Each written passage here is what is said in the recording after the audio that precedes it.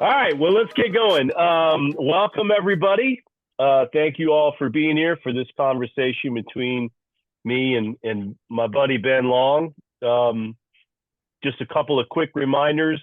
We will have a Q&A at the end of the session. That can occur by entering questions into the chat or into the actual Q&A. Either one's fine with us. And we'll wait and take those at the end.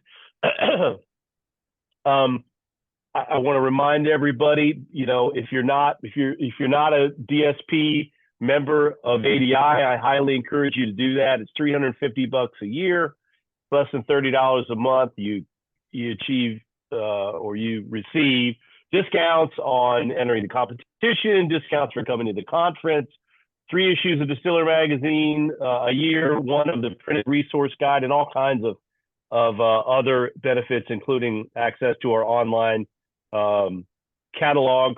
At any rate, please, we need you in the community. Please consider joining if you're not a member.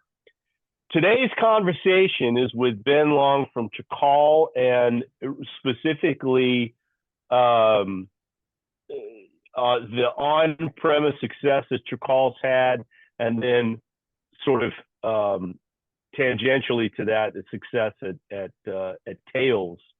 And Ben, welcome. Thank you for being here and having this conversation with me.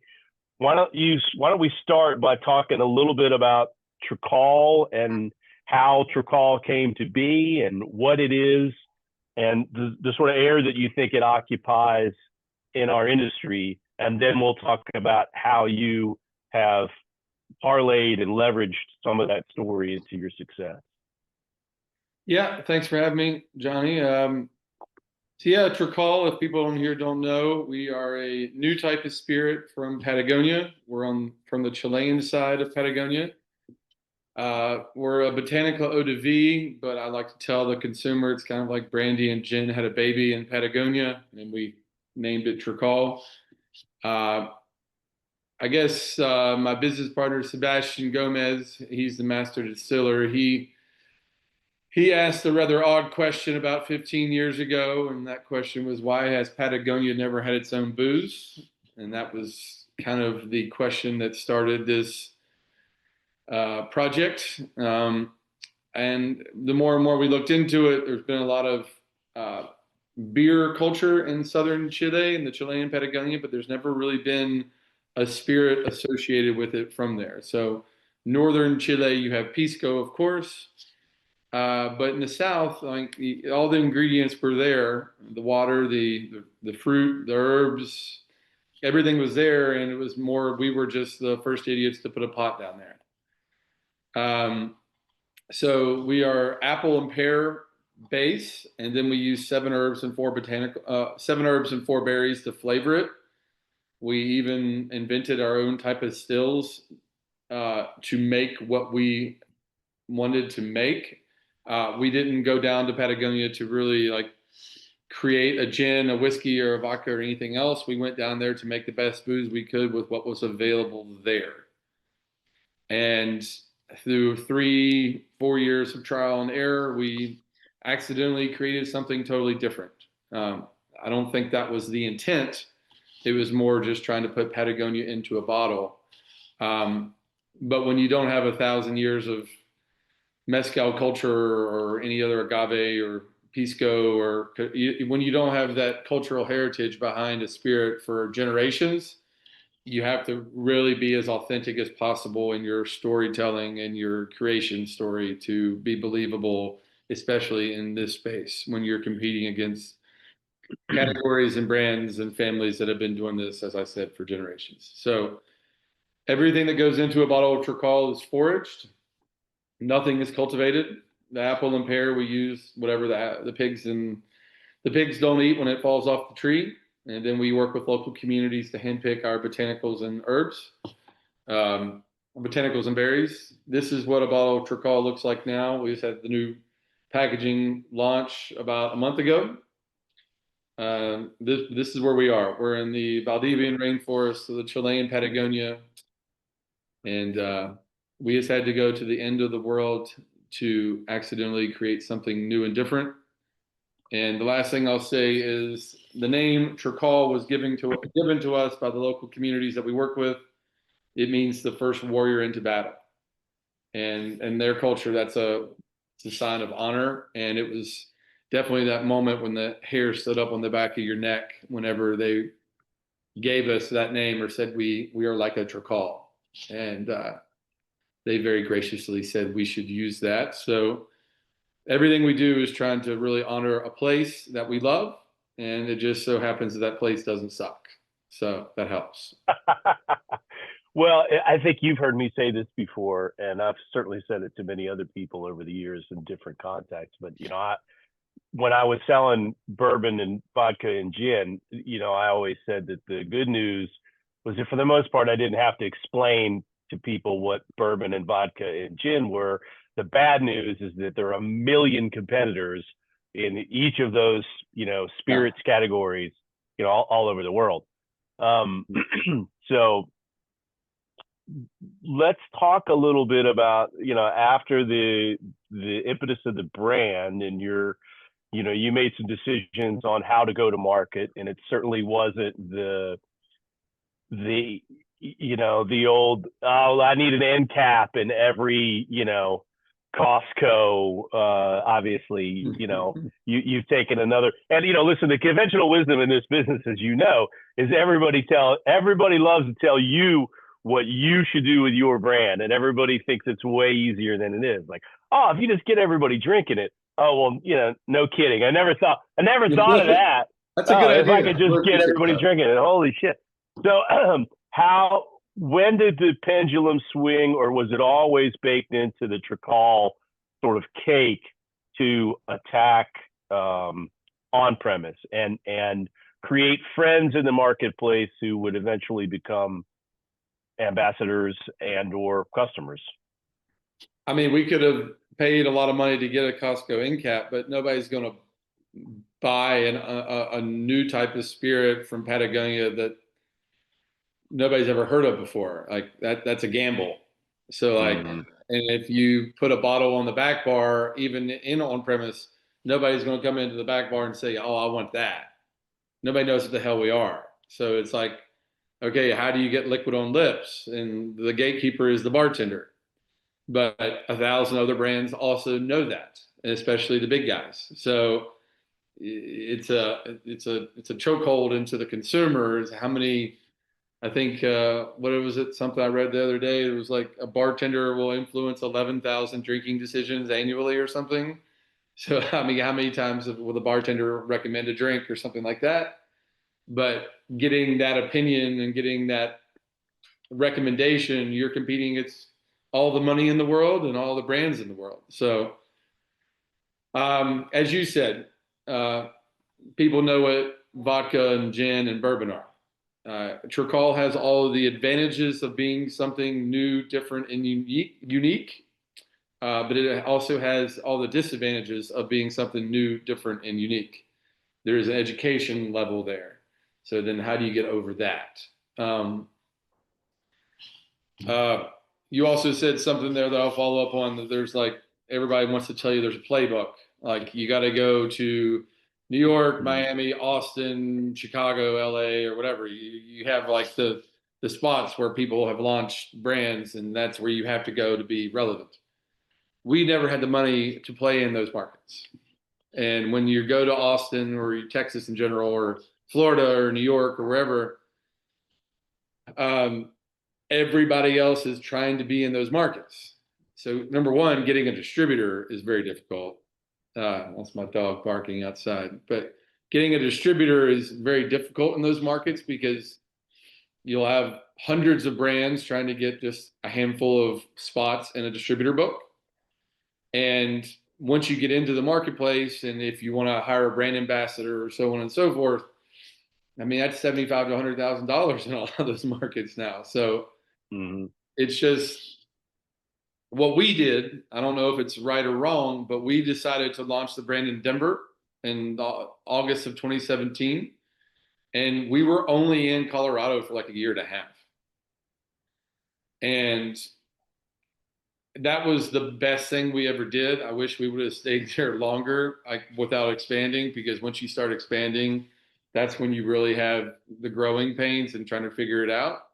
But whenever we were just being in Colorado and just putting all of our resources and all of our efforts in one market and not trying to go everywhere and be everything to everyone, we were able to make a lot more noise.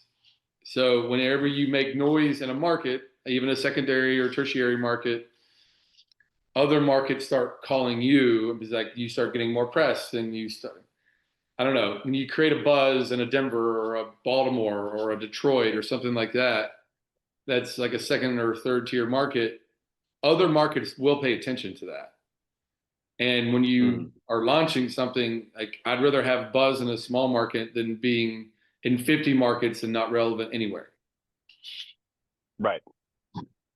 And bartenders, I'm sure you're going to talk about this. Bartenders are migratory creatures. Yes. Yeah. Right. So you make a friend in Washington, D.C., and a year later, they could be anywhere. They could be in a bigger market. They could move up to New York, or they could be the most supportive bartender in Knoxville, Tennessee, of Yep. your brand that you never expected to have a foothold there. 100%. And they all go on brand trips together. They go to Tails together. They go to Portland Cocktail Week or BCB. But again, do you want, and I'll really stress this if anybody's like thinking about trying to, I'd rather be really important in one market, I mean, than being irrelevant in every market. So Right. that's a very, very important thing for me. And it's like even now that we are available in 18 states, like I only really have the resources to support 5 of those, but really 2 or 3 of them you really want to support.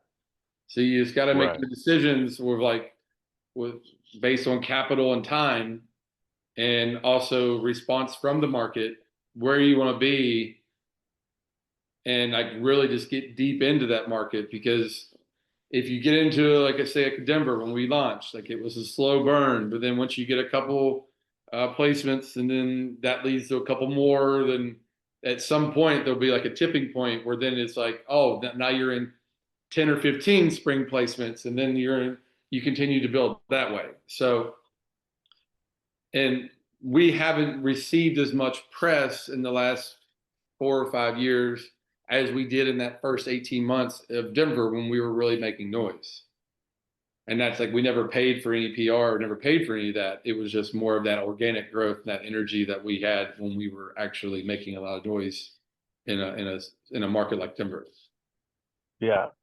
Let me ask you this, and this isn't a criticism, but I think it's something that people need to hear. You said you're in 18 markets, but you guys really don't have the body bandwidth and the labor and the budget to hit all of them equally. Is that something that you knew in advance of opening up those markets, and you just couldn't? People were after the product, and you didn't want to say no to the markets or to the distributors, or did you find that out afterwards? And it's sort of the 80-20 rule where, 80% of your business is going to come from 20% of your available market. How did you arrive at that decision that it was good for the by business, making but maybe not manageable by as making a manageable? lot of mistakes. Let's put it that way.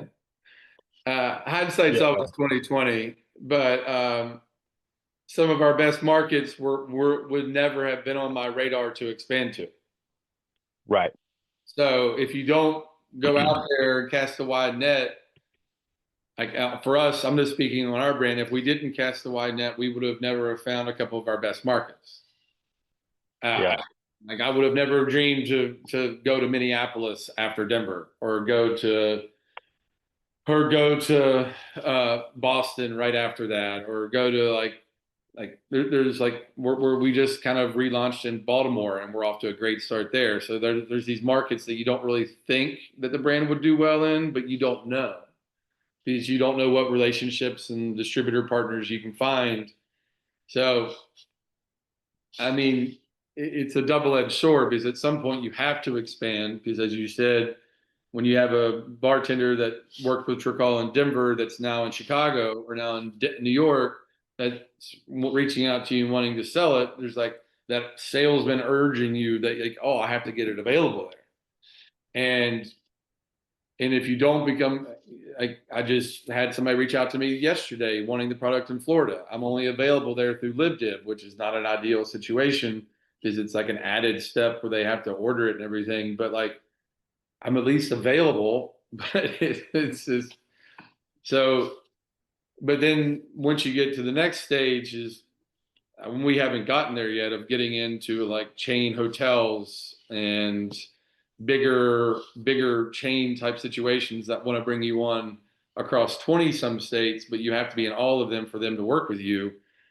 And that's another challenge. So, but that's we're knocking on that door, but we're not available in certain key markets for them to do that with. So the more you scale, the more problems you have. But if you don't scale, you're afraid you're going to leave something on the table, or there's opportunities out there that you're not even aware of if you don't scale. So it's just you gotta wade through the you gotta wade through all of it, and then you don't know what's going to happen. But there's inevitably you're going to make mistakes, and just don't be afraid of that. Yeah. That's what I would say. Yeah, that's right. This is a subject for a whole other webinar, but not to mention the fact that once you try and go after those multiple property placements, some of those are likely going to be in control states or franchise markets. You know, if they're in 20 states and they're all wide open and you can just hire a little distributor, that's different. When you got to start playing with the state governments and other things, it gets a little hairy. But let's not lose the.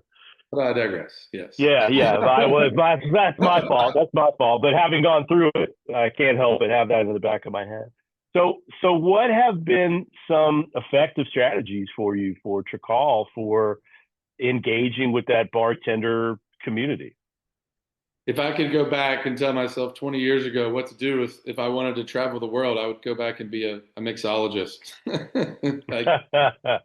I guess some of the brands that really pioneered taking bartender industry trips, I guess Fortaleza was one of the first people to do it, like down to Mexico, and they still do those trips.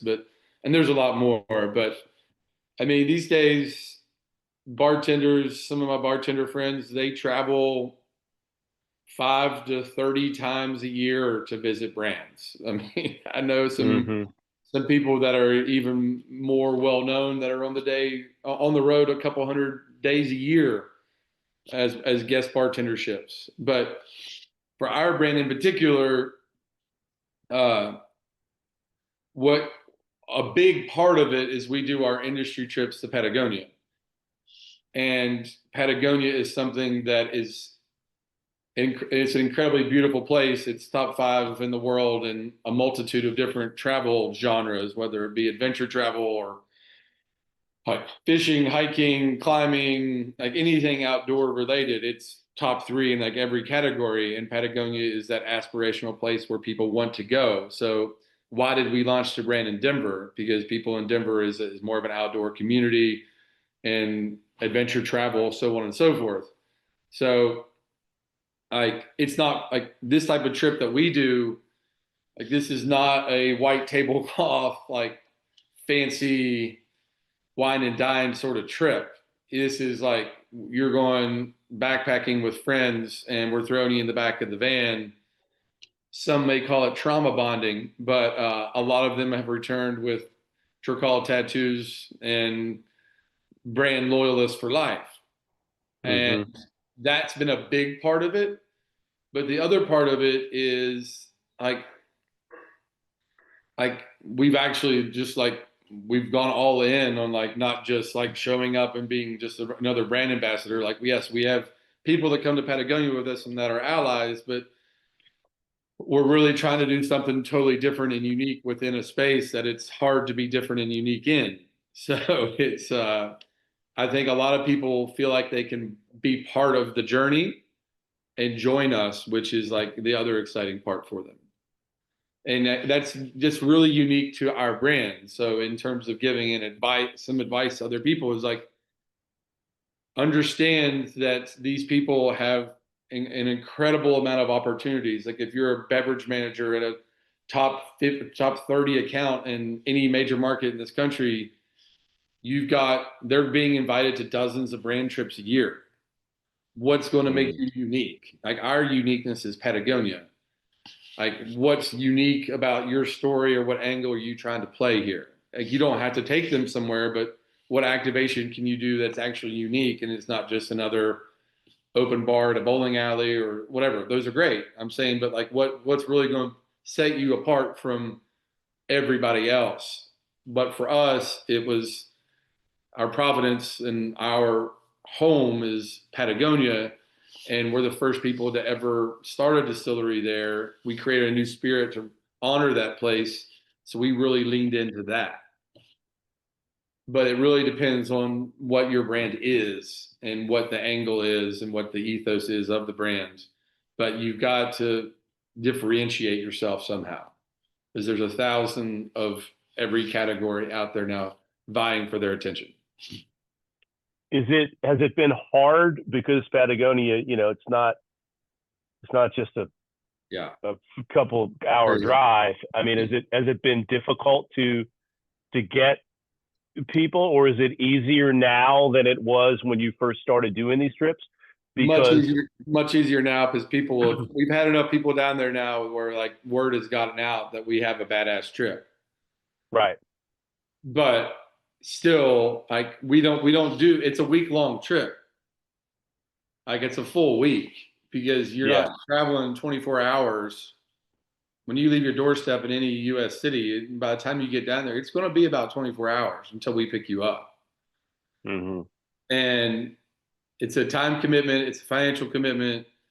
I wish we could be in Mexico and do like long weekends. Like when I look at my social media feed over Day of the Dead, I've got 20 to 50 bartender friends that are in Oaxaca every Day of the Dead.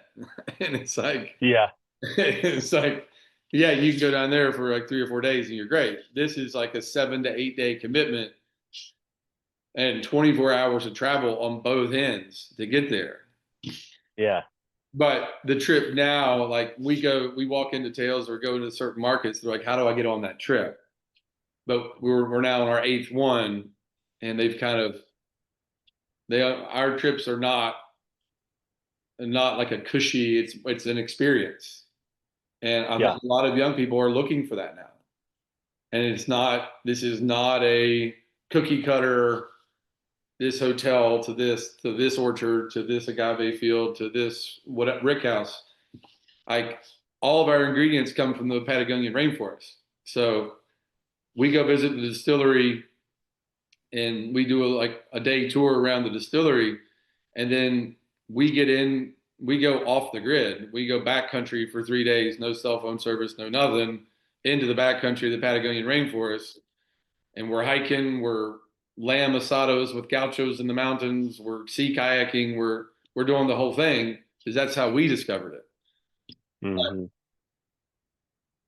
Our trips have, for one reason or another, have had a reputation, so people want to get on them now. right. Yeah, Listen, those sorts of nuanced things are hugely important, and as you allude, sometimes you sometimes you fall into them. Sometimes you know exactly what they're going to be. I mean, a lot of times, I think in a lot of businesses, including ours, sometimes your customers sort of guide you as to what sort of brand they want you to be. And I would expect that taking, first of all, the distance itself separates the people who are just sort of screwing around from the people who really yeah, are investing in the experience, just like you're investing in them becoming more knowledgeable and feeling this deep connection with Trakal. When the trip's over, Ben, what what is the follow up, or from a business perspective, like how do you, because you must try and do some things to keep that momentum and that connection going and leverage the whatever you want to call it, the good feelings that they have about your call and the brand, and the experience of going down there, you must try and do something to keep that going after they go back Oh to yeah. their bars and they start working their asses off behind the bar again. Oh yeah. Um, it's the biggest thing is when you go on a trip like this, like these are like lifelong friendships when you go through, like you go into the backcountry on a week-long trip anywhere in the world, like travel relationships are very different than a normal situation. So you're first and foremost your friends, but then you got to show up and work the market. You got Yeah. to show up in their home market as a follow-up, and hopefully they're helping you with. It's not. It's one thing if we show up, Steph and I show up to the market and say, "Yeah, it's amazing, this and that. This is what we're doing." It's a very different thing that one of their peers in that same market is also saying the same thing. Mm-hmm. And it's a different type of credibility. Like we're the brand, but if one of their other bartender friends are also saying it, then it's much more credible resource. It's much more credible opinion. And but you also still have to show up and you still have to do it. Like the trip is part one, but then we show up in the markets after when there's still that energy and that excitement. So, but that's not the only thing that we've done. It's like there's a lot of people who have not been on brand trips that are also very, very passionate about the brand. But the tribe, our tribe trips, what we call them, our trips are a big part of it. But the other part is that I feel like we've tapped into this desire amongst a lot of the younger generation of consumer bartenders, so on and so forth, of like wanting to be part of something totally new and cool and different. Mm-hmm. And I feel like this is like kind of, I'll speak ahead of it a little bit on the Tails thing. Like, I guess with Tails is the same way, or so much of this industry has gone to the big brands. And that's just a lot of things in the US have just gone very corporate in general. But I feel like with Trakal, we are such a unique proposition from a brand standpoint, and that we are such like we're just out there. Like nobody ever thought we'd get as far as we've gotten. Let's be honest. But like we've got a lot of people to feel like they're part of our journey with us, and they are because we can't do this ourselves. And a lot of people, they even if they don't come on the brand trip, maybe that's not their a cup of tea. For them to be part of like a new spirit or something totally new coming into the marketplace, they can like they want to be part of it. And it's Mm-hmm. not just like you hear about something that like those like Delma Gay guys and Ron Cooper, and they did something introducing mezcal 20 or 30 years ago. I'm not saying we're anywhere like that. I'm saying like you hear these stories of brands, but a lot of these stories are what has happened in the past, and it's not something that they can be part of. And like we've really tried to like emphasize to people like we need help us be part of our journey, sort of thing. And that's Yeah. the only way we've been able to get this far. As part of that, what do you all those pieces of that puzzle? What do you think the bartenders that you've turned on at your call and that you would ascribe success? Like, what do you think they value most? Is it being part of that journey? Is it feeling like they're getting on the ground floor? Is it just knowing that you're going to be there for them? And I mean, I think this is good. This is good advice for any brand, whether you're something that's a little bit more boutique or if you're making a $20 bottle of vodka. I mean, at some point or another, you've got to figure out what they value and try and amplify that. So, what do you think it's been for you guys? I mean, I guess it's like we're just like our network of friends have become the people that we work with through Trakal and the bartending community. So, I mean, put yourself in their shoes. How many suppliers, how many brand owners do they see on a weekly or monthly basis? Like you can't expect to just show up at an account, tell your story. You could have the best story in the world, but it doesn't matter because if their buddy is selling a competitor, they're going to go with their buddy. That's just how the game works. Right. And that's just the nature of the game we play here.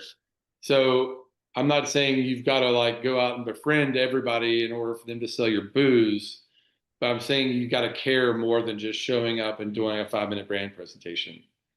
I think you got to go much deeper than that. So, and that's why I say like not trying to go everywhere and be everything to everyone. Like really focus on a couple markets that you or want to focus on.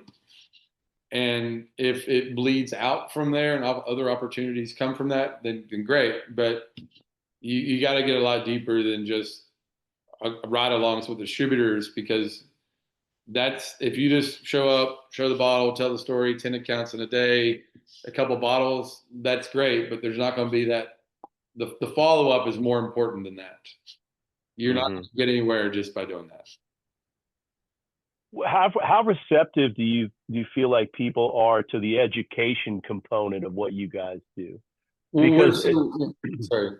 I was just going to say, to use my example of, yeah, I don't have to tell most people, explain to them what bourbon is, but I got a million competitors everywhere I go with bourbon. I'm just curious as to, because if things are too fun and then it's party, party, party, and they don't understand, some of the story, or they don't understand the actual liquid. If everything is all just dry classroom education and there isn't a social or fun component to it, I think I've seen brands be way more one than the other. And I know that education with something like Trakal has got to be part of what you do. So how receptive do you feel like people are? And do you hear the bartenders retelling the story that you've told them when you're in their markets? Why don't you talk Oh, about yeah, that a little bit? very, very Yeah. much so. I just launched the brand in Detroit a couple weeks ago, and people are paying attention when the notebooks come out, and people are like writing furiously and taking notes and doing everything. Education is a huge part of what we do with our brand, because we are like very different and unique. So education is our greatest challenge. So if we don't educate, then we're kind of dead in the water. But when you're in the marketplace and you hear a server or a bartender telling the story on your behalf, that's like the greatest thing that ever happened. It's like, oh, it's like, oh, that's about 75 to 80% accurate, and I'll take it. Absolutely. Absolutely. Yeah, absolutely. Yeah, and you'll take it. But education, yeah. How do you balance for something that is not like a completely unique proposition such as Trakal? Like, how do you keep it fun but also educational? I guess there's a million different ways to do it, but I guess the biggest thing is like sitting down, boardroom type thing that you're going to lose. You have to understand that the competition you're dealing with, from the big guys and all the little guys, if you the small guys are going to be heavy hitters in their local market, that they're competing with all of the big boys that have all the money in the world. But if you're one of those little smaller guys that are trying to go into a market that's not your home market, then there's no local draw, there's no big capital draw. Like you've got to. I think one of the brands that I've always loved is like Bar Hill Gin. What they've been able to do with like the honey and the bee's knees and conservation with honey, with like honeybees and stuff. That's a great angle. Everybody loves honeybees, and like there's a Mm-hmm. problem. So there's other brands that have great things too, but like that's just one that comes to mind. But like you got to have either like a social element, like a conservation element that's like part of the brand that's doing something really positive, or you've got to have extremely deep pockets. One of the like, or there's got to be an angle. You can't just show up with a traditional category and expect that good 5 to 10 minute conversation you had is going to matter when it's coming time to put it on a menu. Because it's not, because they have a lot of other people doing the same thing. Yeah. How whether it's a new market or a fairly mature market, how are you measuring success, and when are you starting to measure? Because when you're going into a new market with something that is whatever you want to, I don't want to disrespect Trakal, but I mean a non-traditional spirit or whatever. Oh yeah. How do you measure success? Is it by, obviously the only award any of us ever wanted to win is the Sell a Lot of Cases award. But I mean, are you looking at placements? Are you just looking at volume, obviously, which everybody wants? Is it nuance? What are your KPIs, and when do you start caring about them? Because I would imagine it's not like you can hit the ground running and 30 days later start beating people up about. I mean, it must take some time to cultivate. Oh, 100%. Yeah, Yeah. absolutely. Yeah. You don't like, we're not dropping pallets into markets with Trakal. That's not the brand we are. Like stage one is getting into the right accounts, like getting actually the bottles into the account. Stage All two right. is So let me getting our stop you there. How do you identify? How do you do it? How do you? This is what people need to hear. How do you yeah. identify the right account? I mean, listen, What is the right account? there's two answers to that question. Uh, the answer number one that is often considered, in my opinion, often the wrong one, but there's two answers to that question, and they both have some validity. Number one is like the most popular and the famous ones, the ones that have won the awards and the ones that have played the game and done very well with it, that have national and local recognition. So yes, that's part of it, but you have to understand the competition to get into those places are incredibly steep. But the second one is that those other cocktail bars were the more creative ones that are not necessarily going for the playing the game as well, but they're also incredibly creative cocktail bars. And you tell that by looking at what they've got on their back bar. I mean, that tells you everything you need to know. So like if I go in there and if they don't have a single cachaça, or if they've got just like a couple of mezcal brands, and you can tell by looking at a back bar if they're going to play with a new weird spirit from South America. Mm-hmm. And you can tell by their cocktail bar, by their cocktail menu, if they're going to play with it. So getting bottles into those accounts, getting them playing with it, but then the next step is actually getting on the menu, because as I said, people are not going to show up and say like, "Oh, I want a Trakal mojito or a Trakal daiquiri or a Trakal Negroni."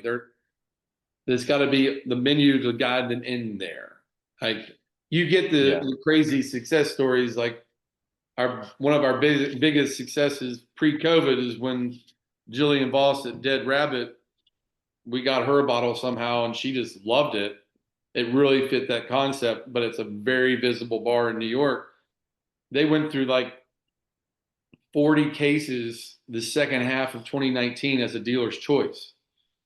Like that hasn't happened since. But like Yeah. Right. that's like a dream scenario. But like you got to get lucky every once in a while. But like there's stages to it. But after you're in a market for a year or two, it's got to be the case volume. So you at some point you Yeah. can be book cases. You can be in Sure. all the cool nerdy cocktail bars you want, but if you're being a quarter ounce pour and a seasonal cocktail menu twice a year, how much volume are you actually going to move? So Mm-hmm. it's there's early a market's 1 to 2 years to like kind of mature, but there's got to be a point where you have to start selling cases, because at the end of the day, we're trying to run a business. Yeah. Sure. Yeah. What is your focus on, like with the bartender community that you've cultivated? What is your focus on? Is Do you have a vast sort of playbook for cocktails in which Trakal performs well and that are easy for people, for the civilian drinker that's tasting it for the first time, to connect to? Or do you, here's a bottle of Trakal, go crazy. We want to see what you do with with it, or is it a 50-50? Just talk a little bit about that. Initially, it's the second option because the type of bars we're going Yeah. into, they are the cocktail experts. We are not. So Hmm. if we're going into the top tier cocktail bars in any city, I I personally think some of the secondary and tertiary markets have more interesting cocktail scenes anyway. Let them go wild with it. You can give them recommendations and you can kind of guide them, like kind of like, oh, well, start playing with Trakal like a gin. But then once you start subbing it as a white rum, that's when it really gets interesting, like in the tiki space. And just do Hmm. like I'm like, let's do a straight daiquiri build and go from there. Sometimes I do that, but but when you're talking more consumer in maybe not like a high end cocktail bar, but like a restaurant that wants to have a good cocktail program, but it's not like it's not like they're like as creative, then you have to hold the hand a little bit more. But initially, it's here, go wild with it. Let's see what you make. We let people be creative with it because it is such a new element that they haven't played with. Yeah, you've danced around this a little bit, and I completely agree with you, and we certainly preached it for years at Smooth Ambler. Like, I think it's really easy to fall in love with the numbers of the top five spirits markets, or to look at these big areas like New York City. Like, I at the conference this year, one of our members was talking about how he wanted to go to New York City, and I was like, why? Like, there's so many other.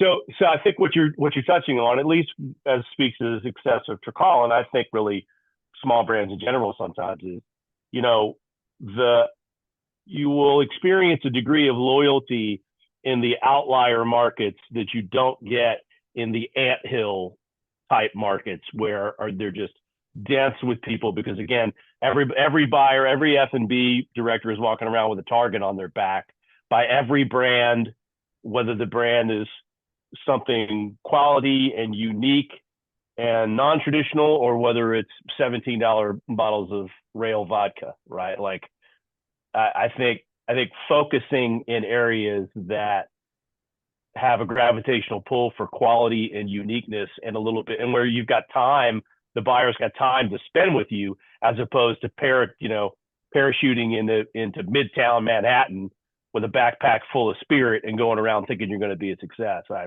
think I I couldn't guess agree more that. I learned that lesson when I was in Colorado. Uh, that's where I learned kind of the on premise and the whole game. Really, I didn't come from this industry, but whenever I learned that there was a bar in Durango, Colorado, far southwestern corner of the state, really cool town. I love the town, but it's like a lot of tourism, whatever. But whenever I learned that the number one Fernet account in the state of Colorado was El Moro in Durango, Colorado, and I'm like, they drink a lot there too. And you wouldn't think Fernet would be on tap in a bar in Durango, a cocktail bar in Durango, Colorado, and they're going through like pallets of Fernet in a year. So it's like you would think that that would be like in Denver somewhere, but no, like outlier markets are great. Obviously, the volume is in the big markets, and there's a balance there. Chicago is the major market where we have done the best. Yeah, we still do well in New York. I mean, we have some accounts, but it's like each one of the major markets are its own beast. So it's finding a right partner to make sure you've got the attention that you need, but it just takes more money to play in those big markets, not only because it's more expensive there, but also because every other brand is also competing with you in those markets. And it's just, Yeah. it depends on how much capital you have, how much capital you don't have, how many boots on the ground you have, and it's just more. It depends on where you are with your brand journey. At some point, you've got to expand it depending on what you want to do. But as I said now a couple times, like there's a lot of creativity and a lot of great cocktail programs in Baltimore. And Yeah, yeah, like that's not the top of mind when it comes to cocktail programs and cocktail cities. So, or Detroit, Michigan, where I was just there, like they've got a great cocktail scene, and people there know what they're doing. So, yeah. like, But it's like you said, where can you make an impact, right? If you're in 20 bars in Greater Manhattan, or you're in 20 bars around Baltimore and Baltimore County, it's a different impact, right? there's more of a community interaction where people see the 20 accounts in Baltimore, whereas in New York, it's more like there may not be a crossover there. There might not be a buzz that you can create when you have such Yeah, a massive market. But I mean, but you get more volume because there's a hell of a lot more accounts in New York. So yeah, that's right. it is Yeah, depends on, it's just time and money. How much of it do you have? that's right. Well, and let's not forget, everything scales when you go to those markets. The hotel rooms are more expensive. The travel to get there is more expensive. The lunches for the sales reps get more expensive because they're not taking you to Five Guys. No. Yeah. Anyway, so let's switch gears a little bit and talk about tails, because I'm jealous of your ability to have turned that into something that's an annual. I know it's only once a year, but an annual success for you guys. I mean, again, that is another thing that has a gravitational pull, that is a big target for the biggest brands to, my backpack example again, of people walking around with a couple of bottles of something in their backpack and some plastic cups. Um, and I went for years, and I really had mixed results as far as making it work. And I know the Tails has changed a little bit, the tenor of the event, and just flat out management of the event has changed a little bit. But talk a little bit about what's been successful for you down there, and how that plugs into the whole on-premise Trakal plan, or strategy in general. Yeah. So uh, we have a really good broker down there that's like our boots on the ground. We couldn't really do a lot of the things that we're doing without him. But I feel like last year I've been going to Tails for I don't know too many too many times now, but not as many as some. But I don't know, over the last I don't know 5 to 7 years, there's been kind of like it's gone very like a lot. The big brands have kind of sucked all the oxygen out of the room. So it's like Mm-hmm. which big party are you going to go to? And it's easy to understand why, because you go to some of these parties and they're spending $1 million for a party. So it's awesome. It's like a lot of fun to go to something of that scale. Um, but this last year in particular, a lot of the big brands didn't spend as much at Tails as they had in the past. And that's with their tightening of the belts and cutting sales and marketing budgets across segments. I mean, Tails was just one line item that they had to scale back. Mm-hmm. And we all know what's happening in the world. Uh, so like last year, like we threw the one sanctioned event we did, it was overwhelmingly attended because there wasn't as many options out there that we were competing against. But I also feel like that there is more of an appetite at Tails for small brand activation now than there was a few years ago. Is everything has gone so corporate that people are still showing up at Tails wanting to learn about other things and not just go to the big brand parties. So it's like, Mm-hmm. wow, we want to come here and have our education beyond a lot of these big brands that we already know. So you can throw your own parties that are not sanctioned through Tails, but you got to be really careful and just it can't be advertised as a Tails party or anything like that. But there's a lot of politics behind that I won't go into. But if you make a decision to do a sanctioned party, like if you did a sanctioned party last year and it was on the app for Tails, it would have been overwhelmingly attended because there weren't as many options. Mm-hmm. The hard thing is trying, the hard thing is that this is where it gets a little weird in terms of brands and valuations and brand awareness and all this stuff. Like, you don't know where those bartenders that are coming to your event, you don't know where they're from. Most of them. It's not like they're signing up. You can do an invite list, you can do an RSVP list, which is good. Then you can have the RSVP list to follow up with, but they could be in 50 different markets or more than that, but some of them could be international. So in terms of like a targeted follow up, is that like a direct sale pull through? Hard to know that, but are you raising awareness for your brand, and does that raising of the awareness of your brand help? For our brand, yes, because we invented it out of nothing. So the fact that we can show up at Tails within 10 years of inventing a new type of spirit from Patagonia where nobody's ever made booze, the fact that people know what we are that's like the huge hurdle that we had to get over. Mm-hmm. And then if they're in a market where I can't get them anything for distribution, that is frustrating. So it's like, but it depends on how long of a play you're wanting to do here. Is this how long it's part of the brand evolution of where do you want to, what are you trying to do with the brand in the long run? Does that brand awareness help you get there? And in our situation, yes. But there's Portland Cocktail Week, which is great. There's BCB, which is great. Up in Brooklyn, there's other cocktail things, but we've just played in Tails because we have more of a network down there, and Trakal does well in that cocktail market. So we have more allies down there to help us maneuver the chaos, if you will. This is an industry question, more of a Trakal question, but I'd like to hear your take on it.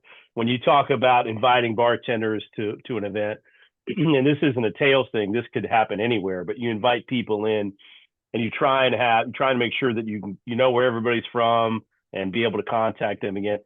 How comfortable with a murky ROI do people in this business have to be sometimes? I mean, because there isn't always a direct cause and effect.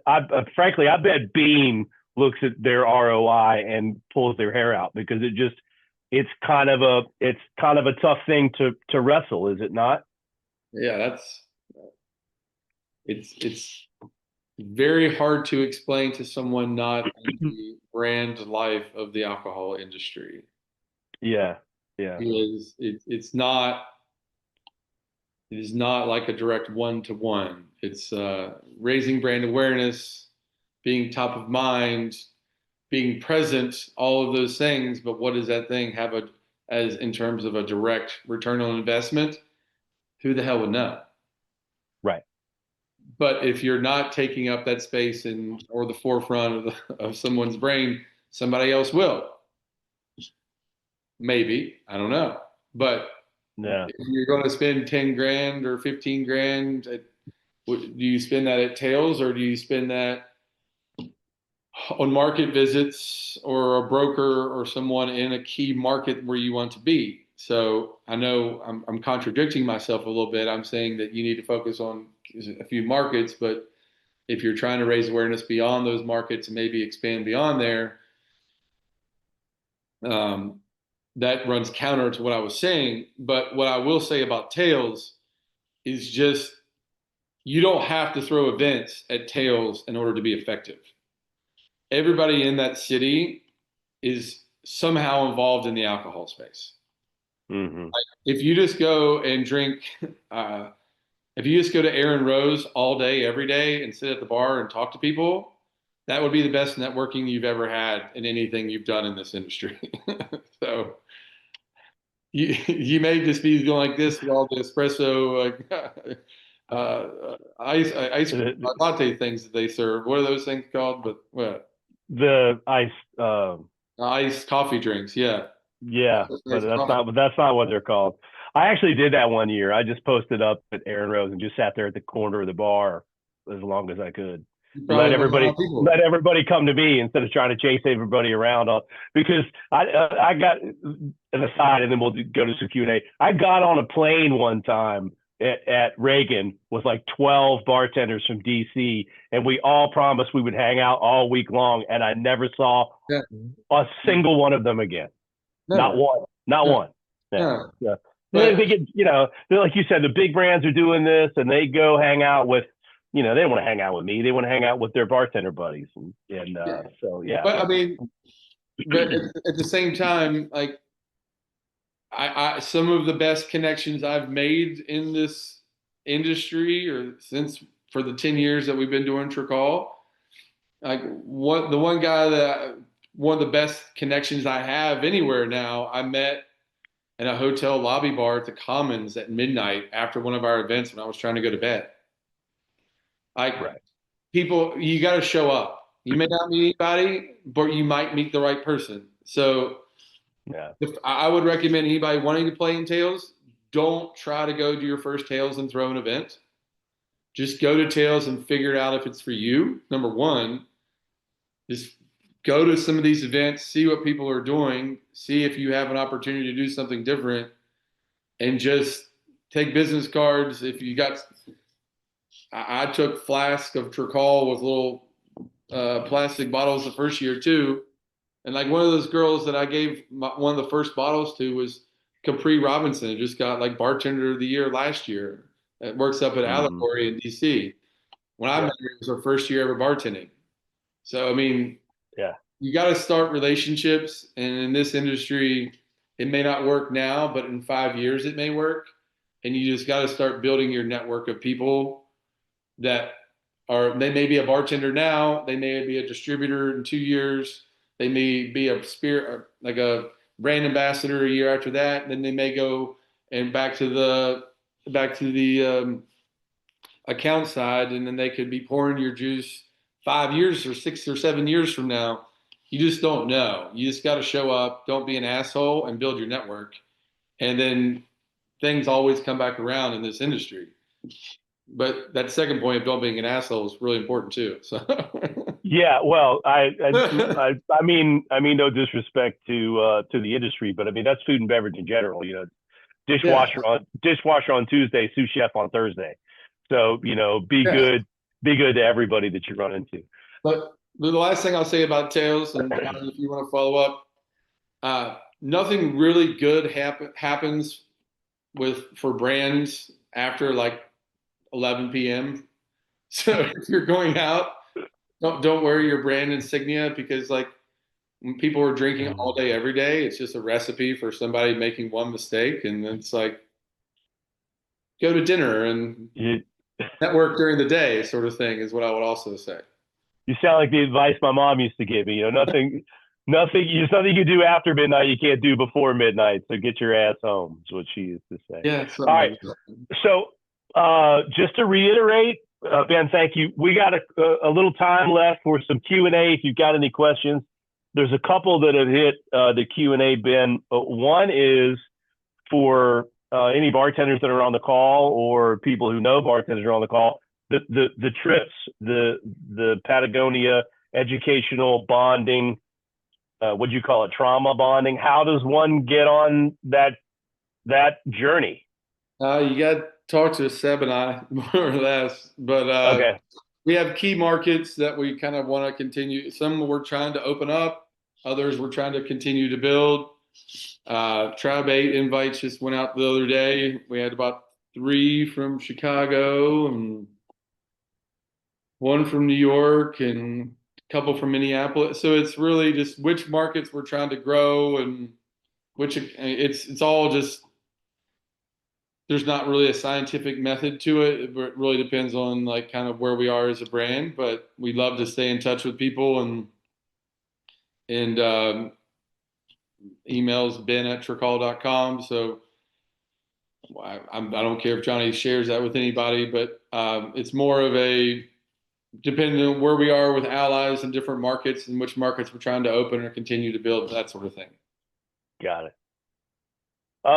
Can you name 1 or 2 things you've done differently in your approach to on-premise, or if that's something that we've already covered, or what are the pitfalls to avoid? What are the hard lessons you've learned, things not to do, or things maybe not to do, but things that don't have enough merit, you think, based on what you've learned? Oh man, a lot of Because things. I'll give you an example. Because everybody will tell you, man, all you got to do is get Trakal shakers and just take Trakal cocktail shakers and Trakal bar mats and carpet bomb, whatever market you want to go into, and the next thing you know, you'll be selling 100 cases of Trakal a month, right? How many times have you heard that? Just because everybody that you know who drinks a lot or goes to cocktail bars, they don't necessarily know how brands work. So I think that's I think we've all experienced that from a brand standpoint. But um, listen, you're going to make mistakes. There's no way around it. But the biggest thing is like understand who you're talking to and understand the challenges that they have. And what I mean by that, it's bar managers or F&B directors, whoever you're talking to on the purchasing end. Uh, I see brands still do this, like show up at a happy hour, like Thursday or Friday happy hour, like 4 or 5 or 6 o'clock in the afternoon, wanting to make a presentation. It's like, what are you doing? It's like this. Right. They're probably never going to work with you ever, just because you're trying to do this to them when they're completely slammed. Like that's number one. Number two, I still see brand people getting way too drunk while visiting accounts. Like, don't do that, please. Like, and if you do go back and like show face later on, like as I said, nothing good happens for a brand after 11 or 12 o'clock at tails.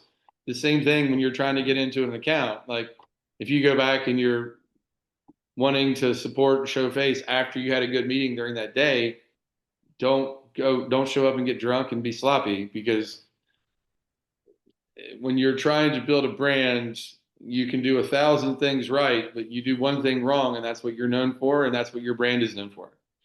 Mm-hmm. Uh, Yeah. Whenever in the evenings after that point, I usually try to find an Irish pub and drink Guinness. So I don't, Right. I don't, or go to like Yeah.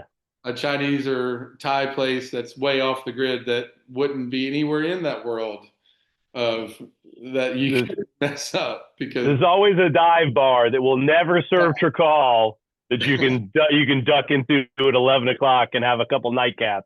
Right. that Yeah. lesson is not just for Yeah. tails. Like, so when you're out in the Yeah. Yeah. market, you're out in the market, and I've heard lots of stories, and I'm not going to be naming any brands or names of people, whatever, but you have to understand, when you're brand ambassadors, when you're brand founders, when you're distiller, when anybody that is directly associated with your brand, if they're an asshole at the bar, the brand is the asshole as well by association.